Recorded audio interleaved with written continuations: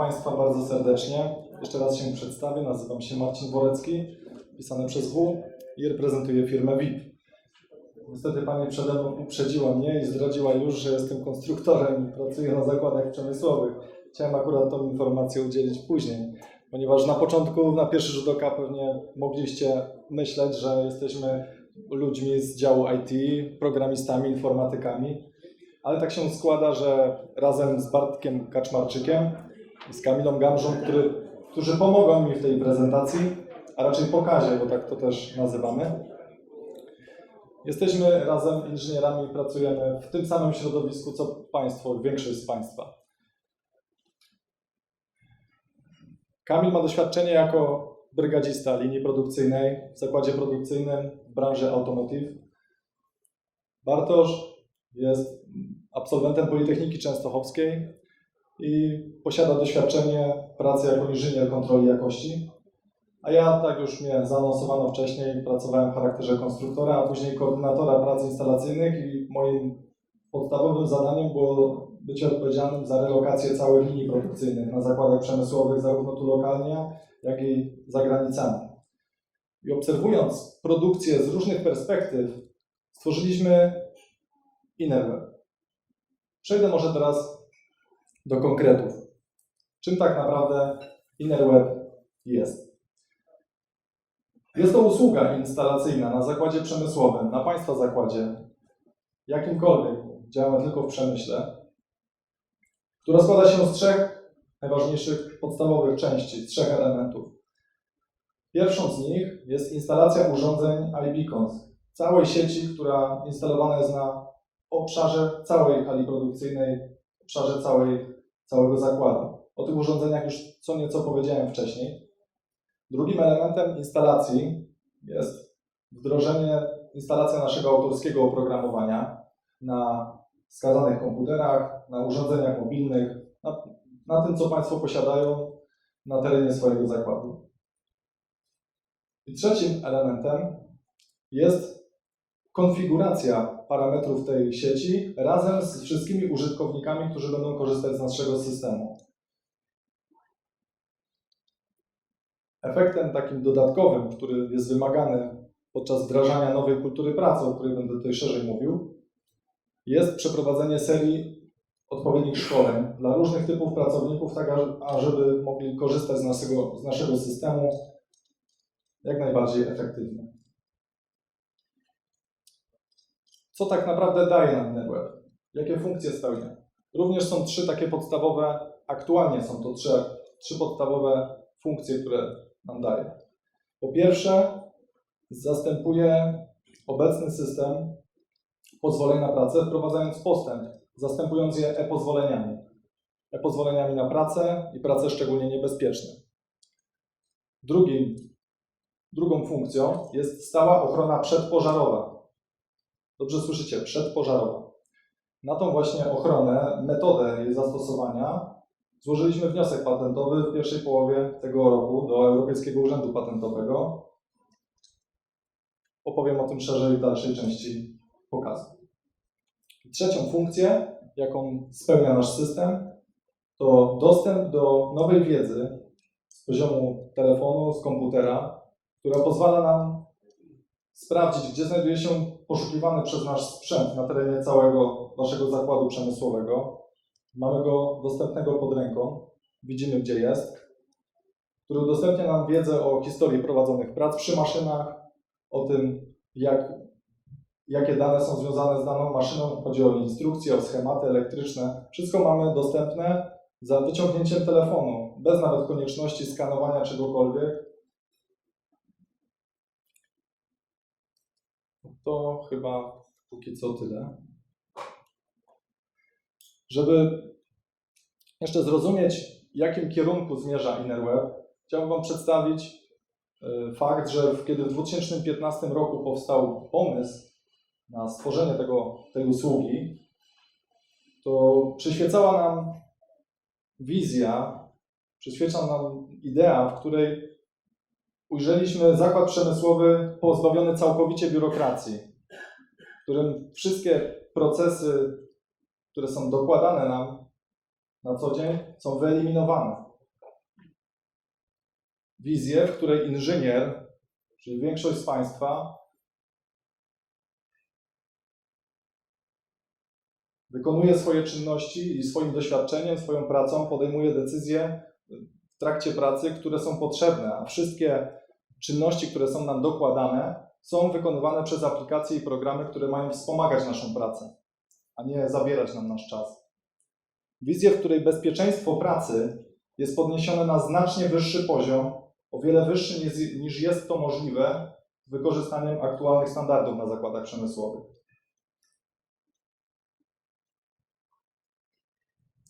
Wizję, w której to urządzenie nie jest już mostem łączącym pracownika z portalem społecznościowym, z serwerem z grami komputerowymi, tylko jest urządzeniem, które możemy w pełni świadomie nazwać narzędziem pracy, które odcina to, co jest na zewnątrz, a daje pełną wiedzę tego, co się dzieje na ich zakładzie przemysłowym. Czyli tutaj mają wiedzę dotyczącą internetu, który jest wewnątrz ich zakładu. Wiedzę, którą powinni mieć w swojej pracy i ją wykorzystywać.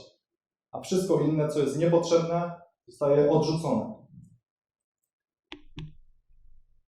Realizujemy ten projekt, ponieważ uważamy, że mają Państwo prawo wiedzieć, ile tak naprawdę firmy zewnętrzne potrzebują czasu, żeby zrealizować dany projekt. Jak później zobaczycie, zliczamy czas pracy podczas wykonywania wszelkich projektów pod danym pozwoleniem na pracę, więc można poprzez dział zakupów zweryfikować później, ile tak naprawdę czasu wykonywane było dane zadanie. Żeby przedstawić Państwu i unaocznić to, jak aktualnie się odbywa proces tworzenia pozwoleń na pracę i proces tworzenia pozwoleń na pracę w naszym systemie, pomogą mi w tym Bartek i Kamil. Pewnie Państwo bardzo dobrze wiedzą i znają ten system, ale mimo wszystko chcemy to zrobić, gdyby jeszcze ktoś o tym nie wiedział. Zapraszam, podejdźcie. Kamilu, Bartku, macie zadanie do wykonania. Oboje rozwiniecie roll-upy tutaj na scenie przed Państwem, ale z zachowaniem tych standardów pracy, które obowiązują na Waszym obszarze. I Ty, Bartku, wykonasz to w sposób tradycyjny, korzystając z pozwoleń na pracę w formie papierowej, a Ty, Kamilu, wykonasz to zadanie w sposób z wykorzystaniem systemu InnerWeb. Czy wszystko jasne? Tak, jasne. No to działajcie. W ostatnim czasie bardzo dużo się mówi o czwartej rewolucji przemysłowej, o internecie rzeczy.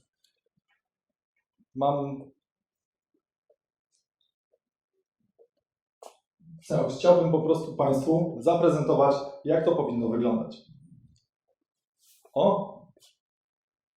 Kamil prosi o pozwolenie na pracę, a ja akceptuję.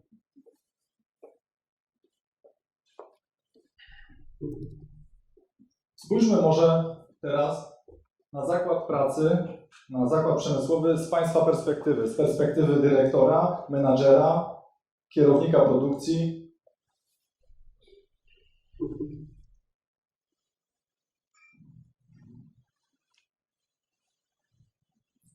To właśnie w Państwa rękach już teraz jest możliwość, aby przyłączyć się do wizji, jaką udostępnia firma VIP. Żebyście w każdej chwili, w dowolnym miejscu świata i czasie mieli dostęp do tego, co tak naprawdę dzieje się na Waszym zakładzie przemysłowym. Żebyście mogli spojrzeć, ile prowadzonych jest prac w tym momencie, kto zlecił je do wykonania, co się pod nimi kryje, żebyście mogli zweryfikować zakres, wszystkie informacje dotyczące tej pracy, żebyście mogli sprawdzić, jaka firma zewnętrzna to wykonuje i jaki zespół pracowników znajduje się w tej grupie, która realizuje dane prace. A nawet sprawdzić informacje dotyczące konkretnego pracownika, zweryfikować, sprawdzić, czy posiada odpowiednie uprawnienia, jakie ma doświadczenie w pracy, ile już miesięcy u Was pracuje. O, Kamil zakończył pracę. OK. No podejdź. Dziękuję bardzo za... Dziękuję, Kamilu.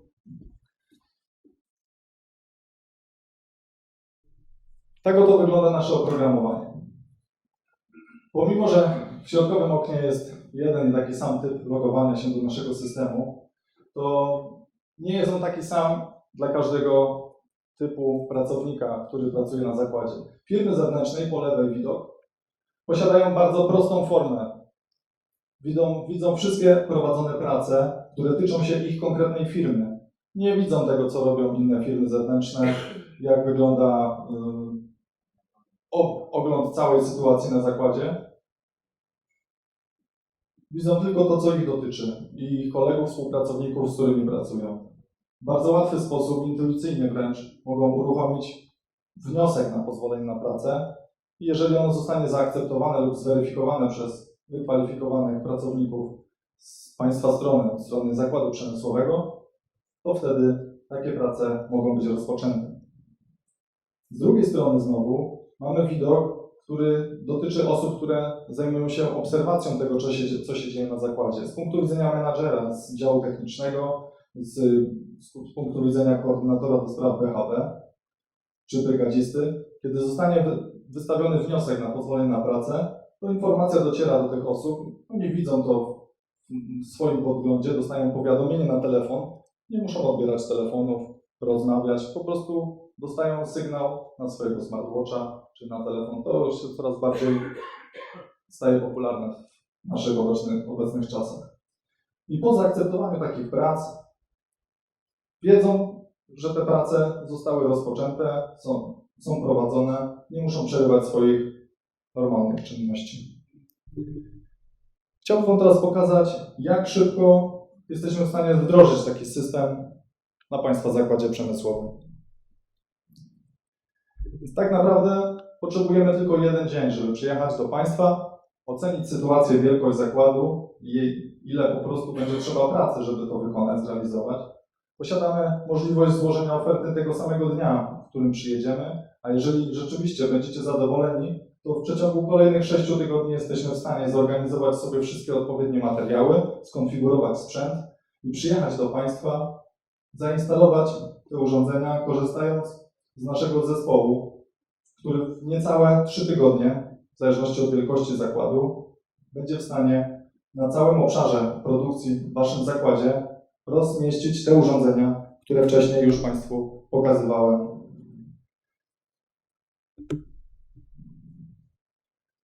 Podczas instalacji, w tym okresie, kiedy będziemy prowadzić wdrożenie tego systemu, prowadzimy serię tych szkoleń, które mają zarówno firmy zewnętrzne, jak i pracowników na różnych stanowiskach wewnątrz, przeszkolić z tego, jak najlepiej korzystać z tego systemu. Dlaczego jest możliwe tak szybkie wdrożenie systemu? Po pierwsze, obserwowaliśmy to, w jaki sposób na zakładach przemysłowych różnych klientów prowadzone są te prace i na wzór tych prac stworzona została aplikacja. A przez to, że nasz system jest całkowicie autonomiczny i nie zatrzymuje procesów produkcyjnych u Was na zakładzie, jesteśmy w stanie zrealizować to tak szybko. A w przyszłości myślę nawet, że będziemy w stanie jeszcze skrócić ten okres czasu. Żeby można było w tak krótkim czasie przeobrazić Wasz zakład przemysłowy w Smart Factory i uporządkować sprawy związane z pozwoleniami na pracę. O, idzie Bartek.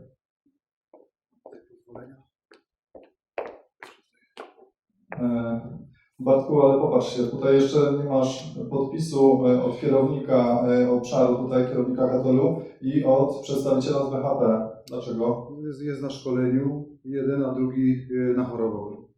No to słuchaj, no to poczekaj, aż skończy szkolenie, czy tam spotkanie, no ktoś musi zastępować tamtą osobę, także bez zezwolenia nie możesz rozpocząć pracy jeszcze.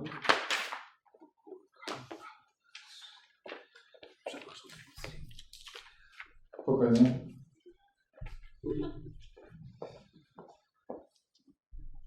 Przejdźmy dalej. powiedzmy sobie od razu, ile kosztuje nasz system. Gdybyśmy wzięli pod uwagę średniej wielkości zakład przemysłowy, który posiada około 30-40 tysięcy metrów kwadratowych i potrzebowalibyśmy do tego około 1000 urządzeń. To jest powiedzmy 30 linii produkcyjnych po 30 maszyn. Bardzo dużo ilość. Nie jestem pewny, czy potraficie to sobie wyobrazić, ale w każdym razie dość duży obszar produkcyjny. Gdybyśmy na takim obszarze posiadali około 100 użytkowników, zarówno ze strony zakładu przemysłowego, czyli brygadzistów, kierowników, wszystkie osoby, które chcą weryfikować, sprawdzać pozwolenia, jak również od strony firm zewnętrznych i utrzymania ruchu, które realizuje pracę na terenie tego zakładu, to koszt takiego systemu, jego instalacja wynosiłaby około 300 tysięcy złotych, a miesięczny koszt utrzymania wyniósłby około 6 tysięcy. I choćby wydawało się na początku, że ten koszt jest wysoki, to gdyby zderzyć go z kosztami instalacji oprogramowań z działu IT, to przypuszczam, że trudno byłoby uzyskać tak niski koszt wdrożenia jakiegokolwiek systemu, który mógłby się w bardzo łatwy sposób w przyszłości połączyć, zintegrować z innymi systemami na Państwa zakładzie. Jednak kiedy mówimy o kosztach, to musimy też sobie zadać pytanie, ile kosztuje aktualny system pozwoleń na pracę na Waszym zakładzie. Bo tak naprawdę samo pozwolenie, sam ten dokument, który jest generowany w procesie, zaczynając od logistyki, od zamówienia do rozprowadzenia go po całym zakładzie, to tylko jest ułamek całej kwoty, która się tutaj kalkuluje. Tak naprawdę największym kosztem jest czas pracy tych wszystkich osób zaangażowanych w proces wystawiania takiego pozwolenia. Na podstawie doświadczenia i setek, a nawet i tysięcy pozwoleń na pracę, które do tej pory mieliśmy okazję organizować, to proces wystawiania jednego takiego pozwolenia na pracę wynosi około 25-26 minut. Jednak ogólna ilość czasu i uwagi, jaką zabieramy ludziom, których spotykamy w tym procesie, z którymi rozmawiamy i które poświęcają nam swój czas, żeby dokonać pewnych podpisów, porozmawiać z nami, to trzeba jeszcze do tego doliczyć prawie godzinę czasu, uwzględniając w tym czas, kiedy zespół, który składa się z więcej niż 2-3 osób, a jedna organizuje pozwolenie, to pozostali częściowo przygotują materiały, a resztę czasu czekają, ponieważ nie mogą kontynuować prac, póki nie dostaną tego pozwolenia. Przypomnę, że za wszystkie te czasy Państwo płacą zarówno firmom zewnętrznym, jak i swoim ludziom, którzy muszą w tym procesie zajmować się, można powiedzieć, błahymi, jednak bardzo istotnymi rzeczami pod kątem bezpieczeństwa. No i w przypadku, tak jak tutaj Państwo widzą, średniej wielkości zakładu, który wystawi 10 pozwoleń na pracę w ciągu dnia, a to mogą być 4 lokalizacje miejsc pracy. Jedno pozwolenie to jest na pracę, drugie na wysokość, trzecie na pozwolenie na pracę z ogniem. Tych pozwoleń w jednym miejscu może się zebrać kilka. Ja mam doświadczenie z pracy na zakładach, w których wystawia się dziennie około 20, prawie 30 pozwoleń. W okresie postoju są to ilości, które przekraczają 50-60 pozwoleń dziennie przez 2 tygodnie, kiedy ta intensywność pracy jest wzmożona wielokrotnie, a każda grupa osób, które coś wykonują, musi to pozwolenie posiadać, żeby utrzymać standardy.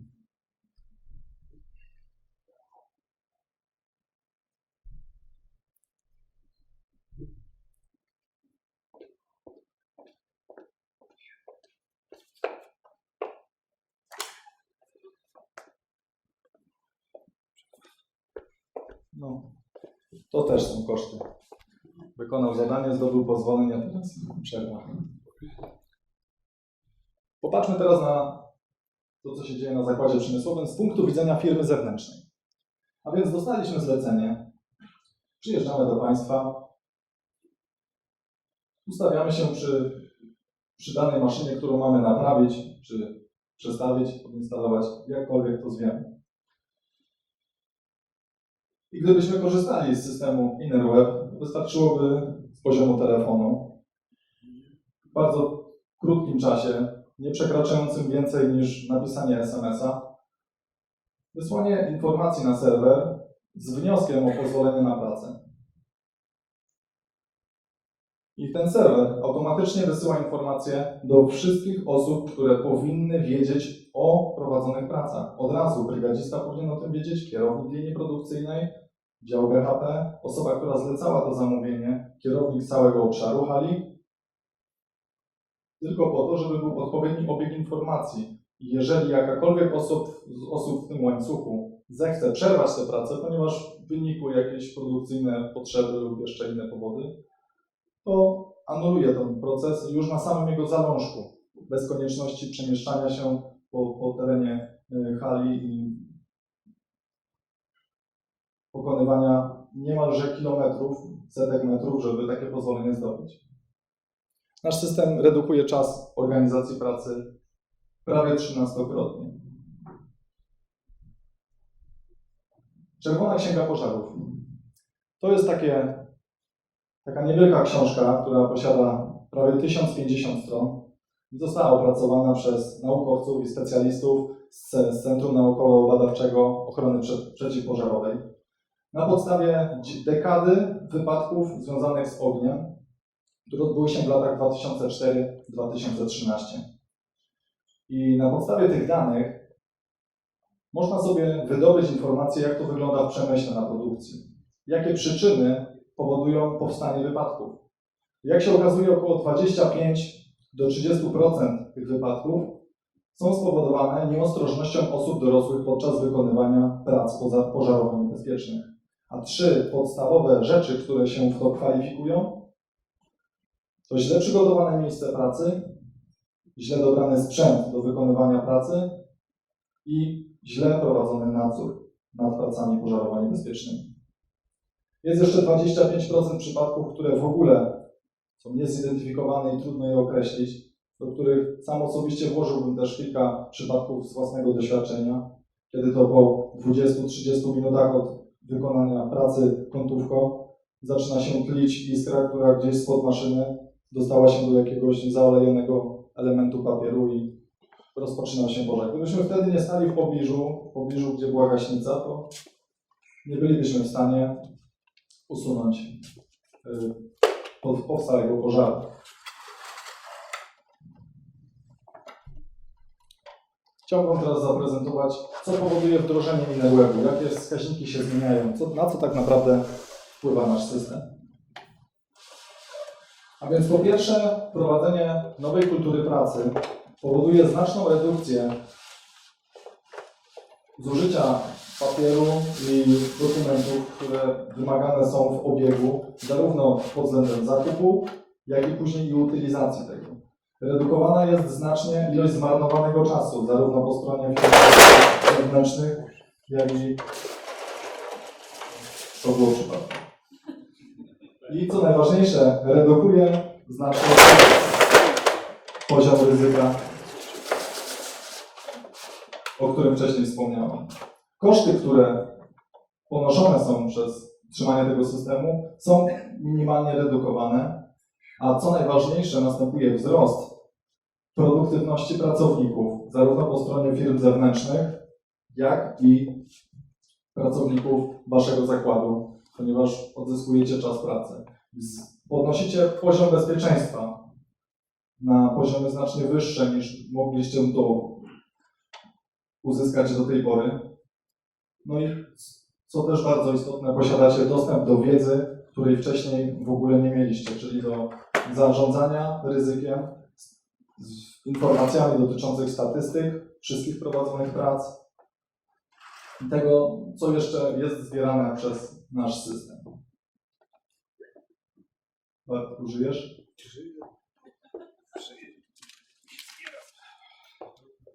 Okej.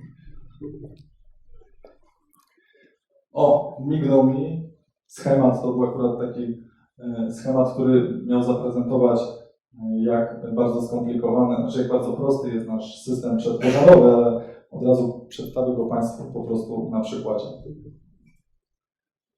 A więc w momencie, gdy prowadzone są prace pożarowo niebezpieczne w wybranej lokalizacji, nasz system specjalnie wzmaga czujność i monitoruje to miejsce. I w momencie, gdy z tego miejsca zaczynają odchodzić pracownicy, którzy wykonują tą pracę i zostaje już tam tylko jedna osoba, to nasz system informuje ich, żeby wiedzieli o tym, że tylko jedna osoba już została i już status tej pracy jest jako dozór. Ale gdy ta ostatnia osoba też odejdzie z miejsca pracy, to w tym momencie nasz system staje na alarm i informuje zarówno tych pracowników, którzy odeszli, jak i tych pracowników, którzy znajdują się w pobliżu, aby zweryfikowali i sprawdzili to, czy wszystko jest w porządku, czy nic się tak naprawdę nie stało.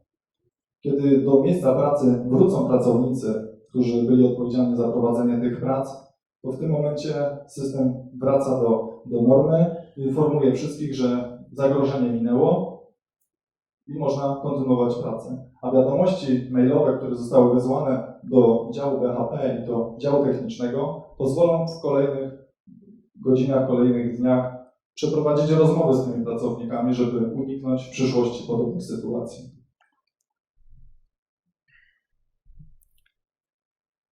Tu jeszcze mam taki niewielki wykres, na którym przedstawiona jest statystyka z tej czerwonej księgi pożarnictwa. Statystyka, o których godzinach najczęściej pożary wybuchają w przemyśle.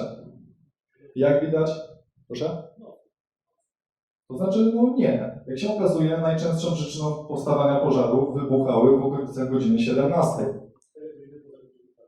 No, raczej powiedziałbym z własnej interpretacji, że to była późna praca, przedłużona pierwsza zmiana, dużo zmęczenia, szybko chcemy wracać do domu, nie robimy godzinnego dozoru pożarowego, tylko po prostu wcześniej wracamy i tak to wygląda. A o godzinie 9, kiedy to przerwa na śniadanie jest, no to ryzyko pożaru, jak widać, jest nawet zdecydowanie niższe niż w innych godzinach. No dobrze.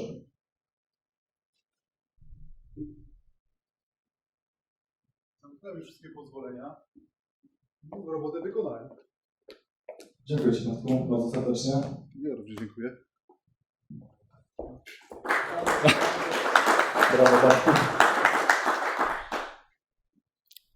Kończąc więc tą część prezentacji teoretyczną, chciałem Wam tylko powiedzieć, że za 3 tygodnie czy 4 niespełna będziemy w Warszawie na Warsaw Industry Week i zapraszamy serdecznie do dołączenia. Będzie z nami wtedy wspólnik, który zarządza naszym działem IT, programistów, który będzie w stanie powiedzieć znacznie więcej o szczegółach dotyczących spraw technicznych i programowych związanych z naszym systemem.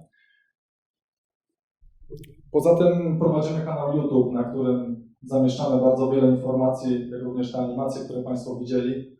Są to tłumaczenia z języka angielskiego przez transkrypcję, także można się tym dzielić również ze znajomymi z innych krajów. Także serdecznie zapraszam do korzystania z tej wiedzy. Czy mają Państwo jakieś pytania? Pozwolę sobie przełączyć i zaprezentować Państwu, jak wygląda nasze oprogramowanie od środka. Proces rejestracji. Czyli w momencie, kiedy tworzymy konto dla pracownika, czy firmy zewnętrznej, czy osoby pracującej wewnątrz, to w tym momencie zbieramy pewne dane dotyczące tej osoby, jego danymi osobowymi, ale co, jak widać tutaj na dole, jest najważniejsze, to wprowadzanie uprawnień danego pracownika.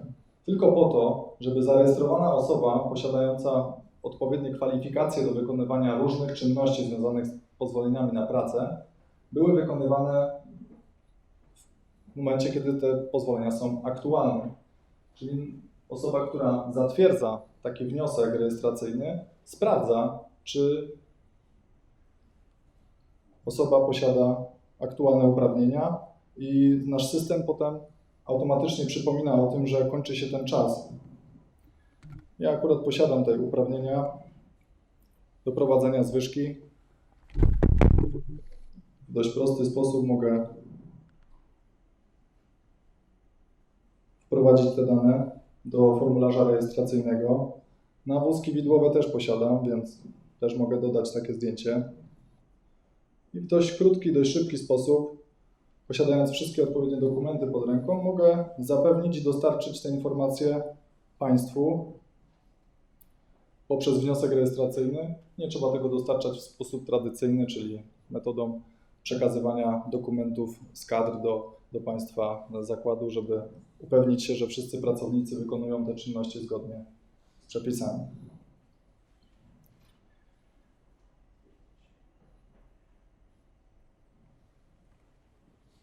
Posiadam taką wersję prezentacyjną naszego oprogramowania, w której mogę wejść zarówno jako pracownik firmy zewnętrznej, jak i wewnętrznej.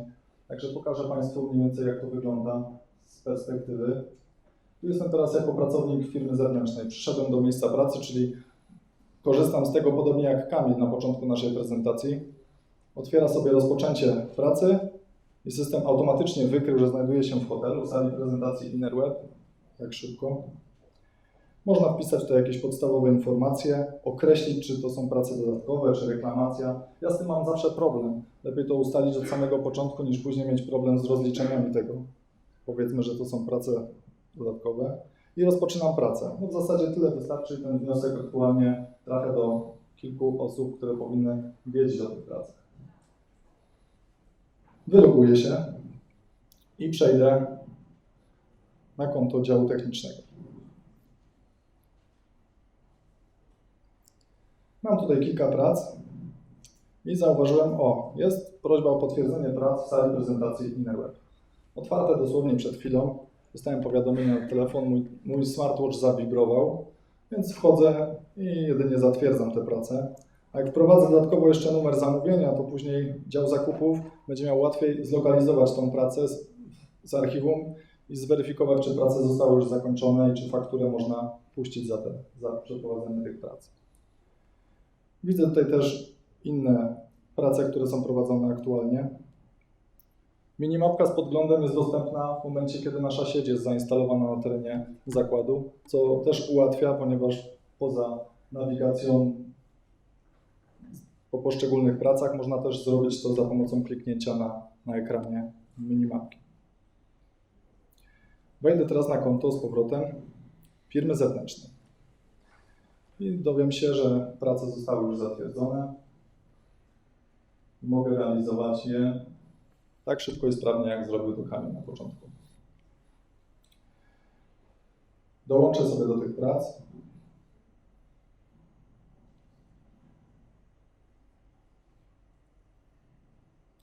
I jak się okazuje, nie mogę być w jednym miejscu i czasie, czy znaczy wykonywać dwóch prac jednocześnie, co jest możliwe nie stosując tego systemu, ponieważ kiedy naliczamy czas pracy w jakiejś konkretnej lokalizacji, to nie będziemy w stanie robić tego również i w innej, w której też mogliśmy w międzyczasie coś zrobić. Tak w przeciągu jednego całego dnia, czyli 8 godzin, wykonamy pracę za 8 godzin, a nie za 32, co się zdarza w sytuacji, kiedy umawiamy się z kimś na pracę, a przy okazji zrobimy jeszcze 3 inne, a za każdą pozbieramy odpowiednią kwotę.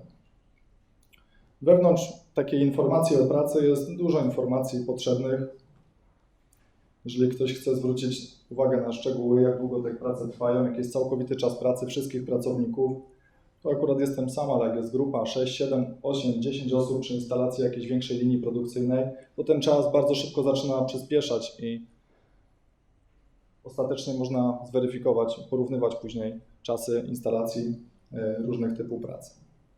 Dobrze, więc otwórzmy pozwolenie na pracę z ogniem. Trzeba zobaczyć, jak się odbywa jeszcze ten proces. Mamy kilka różnych typów prac, szczególnie niebezpiecznych. Do każdych z nich tutaj potrzebna jest osoba, która posiada specjalne kwalifikacje, żeby przyjść dokładnie w lokalizację, w której ta praca jest wykonywana i je zatwierdzić. Jeżeli osoba weryfikująca zrobi to, będzie próbować zrobić to ze swojego biura, czy nawet nie podejdzie do tego miejsca, czyli nie sprawdzi miejsca pracy, nie sprawdzi sprzętu, to te prace w ogóle nie zostaną zatwierdzone. Wybieram zatem pozwolenie na pracę z ogniem.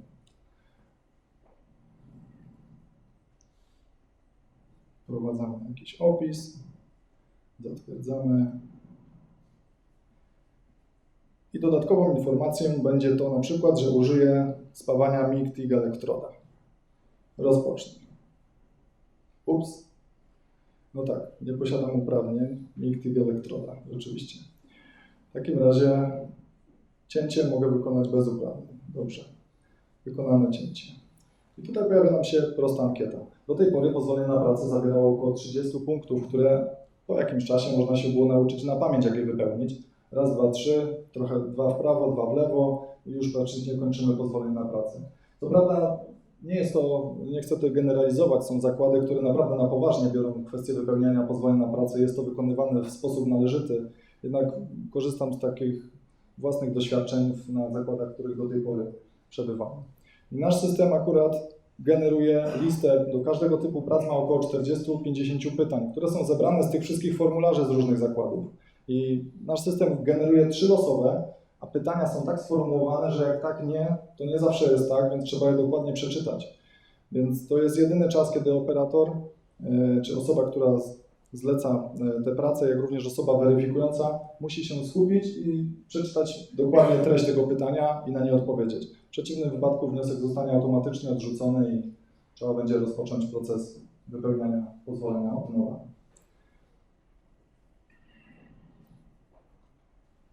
Została usunięta. Dobrze. Czy wymagany jest dozór? To nie dotyczy. Dobrze. Wysyłamy takie zatwierdzenie i w tym momencie dopiero stworzyliśmy wniosek na tę pracę. Teraz osoba najbliższa linii produkcyjnej, w której się znajdujemy, która posiada odpowiednie uprawnienia do tego, żeby zatwierdzić tę pracę, dostaje powiadomienie, że firma nasza potrzebuje takie miejsce pracy zweryfikować.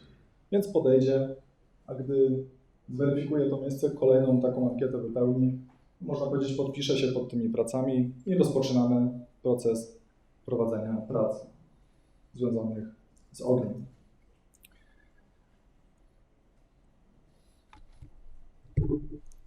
W zasadzie to koniec tej prezentacji i tego, co chciałem Państwu przedstawić. Widzę, że taka atmosfera jest troszeczkę, za bardzo poważny byłem chyba podczas tej prezentacji, ale chciałbym Państwa zapewnić, że nie przyjechaliśmy tutaj, żeby cokolwiek Państwu sprzedawać. Bardziej chcieliśmy po prostu podzielić się pewną informacją i jeżeli będziemy mieli okazję jeszcze dzisiaj czy później spotkać się ze sobą i porozmawiać, to miło będzie usłyszeć od Państwa też parę słów, jak to wygląda u Was na zakładzie. Czy rzeczywiście te pozwolenia to jest naprawdę taki trudna bolączka, z którą trzeba sobie radzić, czy jest to zupełnie inaczej rozwiązane? Może podsuną nam Państwo jakiś pomysł, w którym kierunku powinniśmy się dalej kierować. Bardziej liczymy na takie, wysłuchamy też co u Państwa, jak wygląda sytuacja i dowiemy się czegoś, to na pewno to będzie informacją, która po tym całym wydarzeniu, podczas tego szkolenia będzie dla nas cenna. Także jeszcze raz dziękuję Państwu serdecznie za Waszą uwagę. Myślę, że przynajmniej Bartek na pewno część z Państwa rozbawił, także zapraszamy do kontaktu później na dalszej części szkolenia. Dziękuję jeszcze raz.